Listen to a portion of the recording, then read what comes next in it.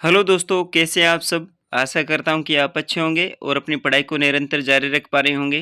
जिस प्रकार से आपको इंटरफ़ेस में दिखाई दे रहा है कक्षा 8 हमारा राजस्थान भाग 3।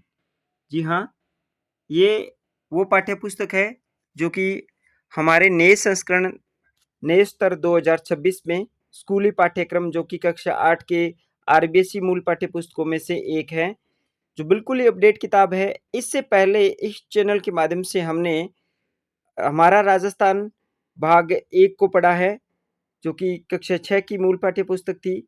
इसके बाद में हमने इसी चैनल के माध्यम से कक्षा 7 कक्षा 7 की जो मूल पाठ्य पुस्तक है, उसको पढ़ा, जिसका पार्ट नंबर 2 था। और आज से हम शुरू कर रहे हैं हमारा राजस्थान भाग 3। अगर आप चैनल पर विजिट कर रहे हैं पहली बार, तो एक बार जाके आप प्लेलिस्ट में चेकआउट कीजिए। वहाँ आपको कक्षा 6 की प्लेलिस्ट बनी होगी और कक्षा 7 की भी प्लेलिस्ट बनी होगी। वहाँ आपको लाइन टू लाइन अध्यायवार और बड़े सहज तरीके से आरबीएसई मूल पाठ्य पुस्तकों में से प्रश्न कहाँ से कैसे पुट आउट होते हैं, बिल्कुल तथ्यों के साथ में और बिल्कुल अपडेट किताब के साथ 41 जिलों के अनुसार आपको यहाँ पढ़ाया गया है। आज से हम कक्षा 8 हमारा राजस्थान भाग 3 को पढ़ेंगे।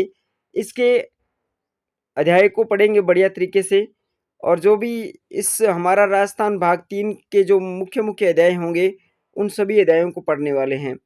एक बार हम इसकी अनुक्रमिका देख लेते हैं कि हम इस पाठ्य पुस्तक में हमारे टॉपिक से संबंधित आप राजस्थान प्रतियोगी परीक्षाओं की जितनी भी बढ़िया तरीके से तैयारी कर रहे हैं, आपको आरबीएसई मूल पाठ्य पुस्तकों को पढ़ना ही पड़ेगा, क्योंकि यहाँ से प्रश्न पुट आउट हो रहे हैं पिछले कुछ एग्जामों से। जो आरपीएससी और कर्मचारी चयन बोर्ड है, यहाँ से प्रश्न लाइन टू लाइन उठा रही है। इसलिए हमने एक मुहिम शुरू की है कि क्यों न हम भी इन पाठ्य पुस्तकों को लाइन टू लाइन पढ़ें।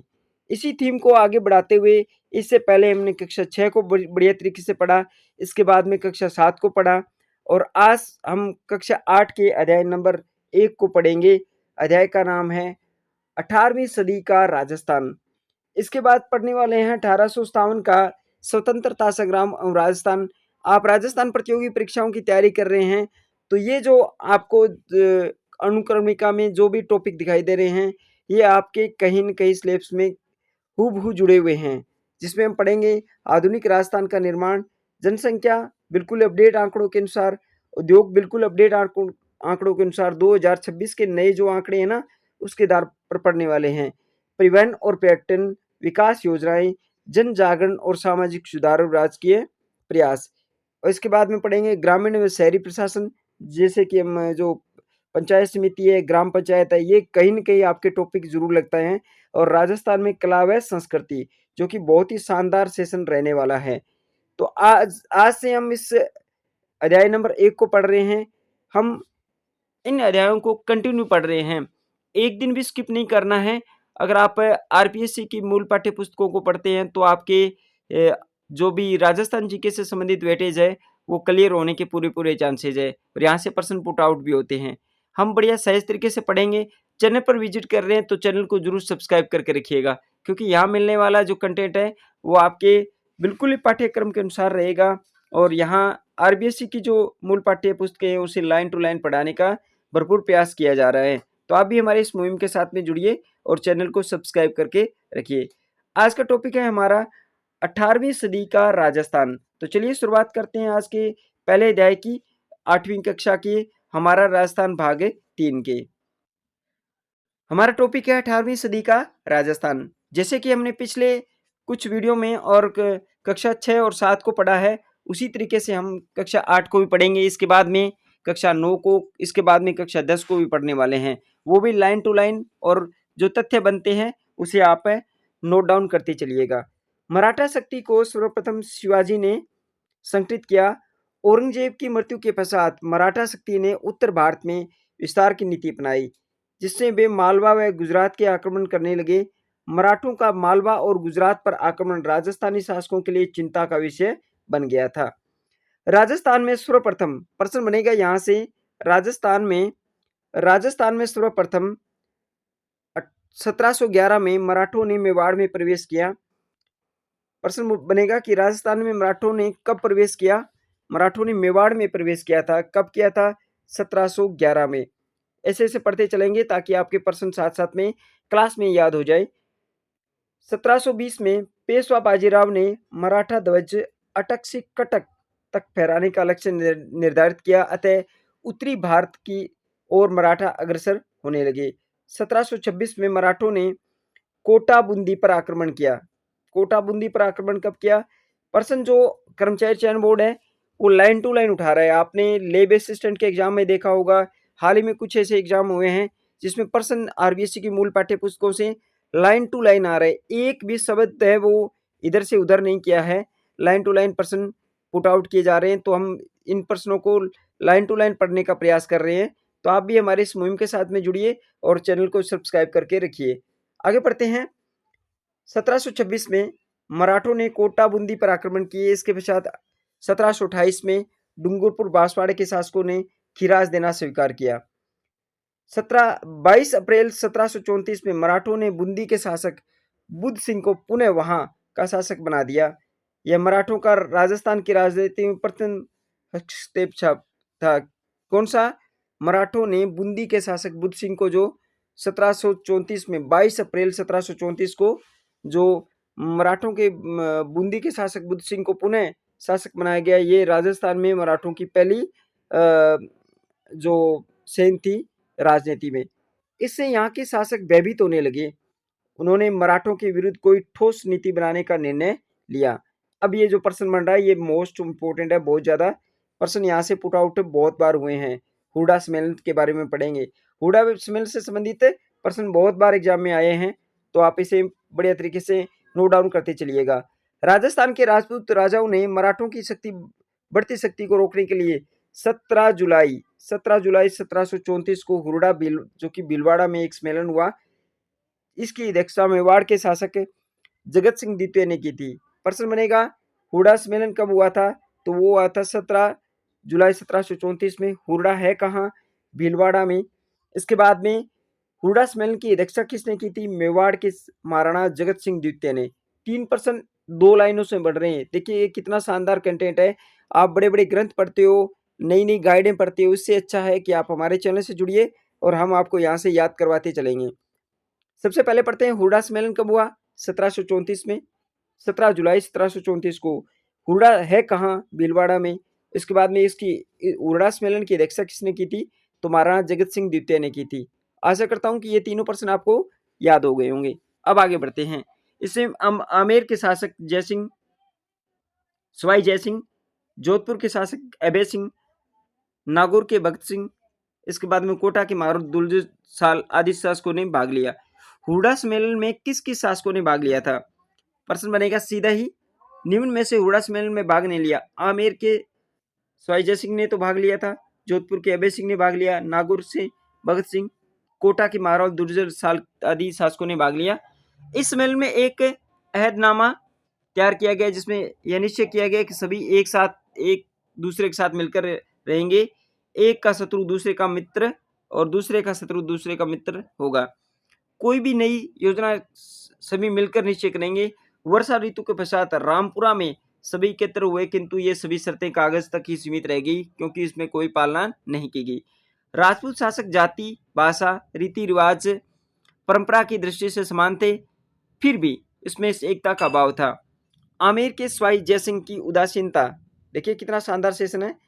आमेर के सवाई जयसिंह की उदासीनता व निर्णयों की अस्पष्टता से मराठों के विरुद्ध नीति को असफल बना दिया। आमेर के जो सवाई जयसिंह थे उनकी उदासीनता से ये हुरडा सम्मेलन है वो फ्लॉप हो गया। इससे मराठों का राजनीतिक शासकों पर प्रभुत्व बढ़ता गया। पेशवा बाजीराव ने राजस्थान नीति का आंकलन करने के लिए अपनी माता राधाबाई को 1735 में राजस्थान में तीर्थ यात्रा पर भेजा। अपनी माता के सम्मान सहित सकुशल लौट जाने के पर पेशवा बाजीराव अगले ही वर्ष राजस्थान के दौरे पर यहाँ से चौथ वसूली की। राजस्थान के शासकों से चौथ वसूली करने वाले मराठा शासक कौन थे? पेशवा बाजीराव। प्रश्न बन सकता है तो इसे प्रश्न को नोट डाउन करते चलिएगा। इसके बाद पेशवा बाजीराव की जो माता जी है वो जिसका नाम राधाबाई था, राजस्थान में तीर्थ यात्रा पर कब आई थी? तो 1735 में आई थी। इसके बाद पढ़ते हैं राजस्थान के उत्तराधिकार संघर्ष में मराठा भूमिका 1743 से 1750 तक। 18वीं सदी में राजस्थान के राजपूत शासकों ने उत्तराधिकार के लिए संघर्ष होने लगा। यही कारण था कि मराठों को उत्तराधिकार के निर्णय में दखल का अवसर मिल गया। जयपुर उत्तराधिकार संघर्ष। अब पढ़ते हैं जयपुर उत्तराधिकार संघर्ष के बारे में। ये बिल्कुल ही अपडेट किताब पढ़ रहे हैं आप 41 जिलों के अनुसार, बिल्कुल ही अपडेट तथ्यों के साथ में, और नए संस्करण के अनुसार पढ़ रहे हैं, जो 8वीं क्लास की जो नई आरबीएस की मूल पाठ्य पुस्तक आई है उसके अनुसार। तो आगे बढ़ते हैं जयपुर उत्तराधिकार संघर्ष के बारे में। उदयपुर के महाराणा अमर सिंह द्वितीय की पुत्री चंद्र कुंवर बाई का विवाह स्वाई जय सिंह के साथ 1708 में इस शर्त पर हुआ कि मेवाड़ की राजकुमारी से उत्पन्न पुत्र जयपुर के सिंहासन पर बैठेगा। 1743 में स्वाई जय सिंह की मृत्यु हो गई। तब मेवाड़ की राजकुमारी चंद्र कुंवर से उत्पन्न माधो सिंह ने अपने माता महाराणा जगत सिंह द्वितीय के सहयोग से स्वाई जय सिंह के ज्येष्ठ पुत्र ईश्वर सिंह को चुनौती दी। मराठा सरदार मल्हार राव होलकर द्वारा माधो सिंह का पक्ष लिया गया। ईश्वर सिंह और माधो सिंह के मध्य राजमहल का युद्ध हुआ। देखिए शानदार राजमहल और बगरू के युद्ध हुए, ये मोस्ट इंपोर्टेंट है। अपने सेनापति हरगोविंद नटरानी की कुटिलता के कारण ईश्वर सिंह को आत्महत्या करनी पड़ी और माधो सिंह मराठों के सहयोग से जयपुर का शासक बन गए। इस सेशन के साथ साथ में हम कक्षा 6 से लेकर कक्षा 10 तक जो भी हर अध्याय से जो भी प्रश्न बनेगा, मैं आपको एक घोषणा करता हूँ। यहाँ आपको इन पाठ्य पुस्तकों के कंप्लीट होने के बाद में हम एक सेशन लेके आएंगे जिसमें हम प्रत्येक अध्याय से जैसे भी प्रश्न बनते हैं, जैसे कि 6ठी 7वीं 8वीं का विद्यार्थी पढ़ता है, उस हिसाब से एक भी प्रश्न को स्किप नहीं करेंगे और जो भी प्रश्न बनेंगे आपको बिल्कुल ही ऑथेंटिक तरीके से और ऑब्जेक्टिव टाइप प्रश्नोत्तरी लेके आ रहे हैं। हमारी टीम इस पर लगी हुई है, आप हमारे साथ बने रहिए। आपको राजस्थान जी के कहीं और से पढ़ने की बिल्कुल ही जरूरत नहीं है। तो चैनल पर विजिट कर रहे हैं तो चैनल को सब्सक्राइब करके रखिए, क्योंकि आने वाली वीडियो आपको सब्सक्रिप्शन के बाद ही प्राप्त हो सकते हैं। ये एक टेक्निकल इशू होता है जिसके माध्यम से आप हमारी वीडियो प्राप्त करते हैं। तो चैनल को सब्सक्राइब करके जरूर रखिएगा। इसके बाद आगे बढ़ते हैं जोधपुर उत्तराधिकार युद्ध। जोधपुर उत्तराधिकार युद्ध में जयपुर की भांति जोधपुर में भी मराठों ने हस्तक्षेप किया। वहां भी राम सिंह और भगत सिंह के मध्य उत्तराधिकारी युद्ध हुआ। जोधपुर में उत्तराधिकार युद्ध किस किस के मध्य हुआ था? राम सिंह और भगत सिंह के मध्य। दोनों ही मराठा सहायता के प्रयास में जुट गए। पेशवा सिंधिया होलकर के हस्तक्षेप बढ़ गए, अतः राम सिंह को राज्य का आधा हिस्सा मिला। मारवाड़ का विभाजन ही नहीं हुआ, अपितु उसकी आर्थिक दशा भी शोचनीय हो गई। व्यापार नष्ट हो गए, कृषि बर्बाद हो गई, मराठों की मांगे प्रतिदिन बढ़ती रही, कोई समझौता करने का सहमत नहीं हुआ। अपरते मेवाड़ में उत्तराधिकार। मेवाड़ में उत्तराधिकार कब शुरू हुआ? 1761 में महाराणा राज सिंह द्वितीय की मृत्यु से अमर सिंह को मेवाड़ के राज सिंहासन पर बिठाया गया। इससे कुछ समय मेवाड़ गद्दी में दो दावेदार हो गए, एक अमर सिंह, दूसरा रतन सिंह। दोनों ने मराठों से सहायता प्राप्त करने का प्रयास किया। परिणाम स्वरूप गृह युद्ध में मराठा हस्तक्षेप होने लगा, जिससे मेवाड़ की सामाजिक, सांस्कृतिक, राजनीति और राजनीतिक प्रगति के रूप मार्ग विरुद्ध अवरुद्ध होने लगे। राजस्थान के शासकों के पारस्परिक वैषम्य के कारण मराठों का हस्तक्षेप बढ़ गया, फलतः यहाँ का विकास अवरुद्ध होने लगा। अंग्रेज व संधियां। अब देखिए कौन कौन सी संधि हुई, ये पढ़ते हैं। अंग्रेजों से संधि क्या हुई थी? मुगल साम्राज्य के पतन के बाद मराठों द्वारा फैलाई गई अराजकता से ने राजपूत शासकों, सामंतों व प्रजा में राजनीतिक, आर्थिक, सामाजिक अव्यवस्था उत्पन्न की गई। ऐसी स्थिति में राजस्थान की तरह अंग्रेजों का स्वाभिमान झुकाव होने लगा। वे अपनी शक्ति के विस्तार और अन्य राजनीतिक, आर्थिक लाभ प्राप्त करने लगे, राजपूत शासकों से मैत्री करने लगे। अतः 1817 से 1818 में राजपूत शासकों ने अंग्रेज सरकार से संधियां करनी शुरू कर दी। राजस्थान के राज्यों में सर्वप्रथम, देखिए ये सेशन बहुत ही शानदार है, इसको नोट डाउन कीजिएगा। राजस्थान के राज्यों में सर्वप्रथम 29 सितंबर 1803 को भरतपुर राजा ने अंग्रेजों के साथ संधि की थी। सबसे पहले राजस्थान के किस शासक ने संधि की थी? तो वो की थी भरतपुर राजा ने अंग्रेजों के साथ 29 सितंबर 1803 को। 1818 ईस्वी तक सिरोही राज्य को छोड़कर सभी राज्यों ने कंपनी का संरक्षण स्वीकार कर लिया। केवल मराठा के विरोध के कारण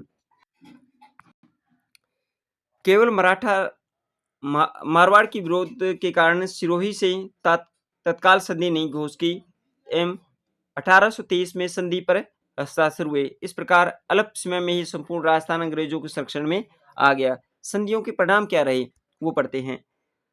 1817 से 1818 की संधियों के परिणाम स्वरूप अंग्रेजों को दिए जाने वाले खिराज से देशी शासकों की आर्थिक स्थिति खराब हो गई। अंग्रेजों को शासकों के आंतरिक मामलों में हस्तक्षेप करने का अवसर मिल गया। अंग्रेजों ने भी शासकों को सामंतों के विशेषाधिकार और शक्ति नष्ट करने हेतु दबाव डाला। इससे सामंतों की प्रतिष्ठा को हानि पहुंची। स्वदेशी व्यापार उद्योग हस्तशिल्प नष्ट होने लगे। राजस्थान में ईसाई मिशनरियों का प्रवेश होने से उन्होंने ईसाई धर्म का प्रचार करना प्रारंभ किया। इसकी जनसाधारण में तीव्र प्रक्रिया हुई जो आगे चलकर 1857 के संग्राम में परिवर्तित हो गई। अहदनामा क्या होता है? इकरारनामा समझौता होता है। चौथ क्या है? मराठों द्वारा अन्य शासकों से लिया जाने वाला सुरक्षा कर था चौथ। प्रश्न बन सकता है। खिराज क्या? कृषि भूमि पर लगने वाला कर खिराज कहलाता है। निम्न में से हुरडा सम्मेलन की अध्यक्षता किसने की थी? अभ्यास प्रश्नों को भी देख लेते हैं साथ साथ में। हुरडा सम्मेलन की अध्यक्षता महाराणा जगत सिंह द्वितीय ने की थी। मराठा शक्ति को सर्वप्रथम बाजीराव पेशवा ने संगठित किया था। राजस्थान राज्यों ने सर्वप्रथम अभी पढ़ के आए हम 29 सितंबर 1803 को भरतपुर के शासकों ने अंग्रेजों के साथ संधि की थी। तो इस प्रकार हमने आज के इस अध्याय को पढ़ा, लाइन टू लाइन पढ़ा। यहाँ से प्रश्न पुट आउट होते हैं हुरडा सम्मेलन से संबंधित और जो जयपुर उत्तराधिकार के बारे में। इसका एक सेशन हम ये भी लेके आएंगे प्रश्नोत्तरी, जिसके अंदर हम अध्यायवार प्रश्नोत्तरी यहाँ तक आप इस चैनल के इस प्लेटफॉर्म के माध्यम से पहुँचाने का प्रयास करेंगे। आज के सेशन में इतना ही पढ़ते हैं। मिलते हैं नेक्स्ट सेशन में दूसरे अध्याय के साथ में, कक्षा 8 हमारा राजस्थान भाग 3 के साथ। तब तक बने रहिए चैनल में और विजिट कर रहे हैं तो चैनल को सब्सक्राइब करके जाइएगा और अपने दोस्तों के साथ में इसे शेयर भी कीजिएगा और सेशन अच्छा लग रहा है तो लाइक भी कीजिएगा। आज के सेशन में इतना ही। धन्यवाद।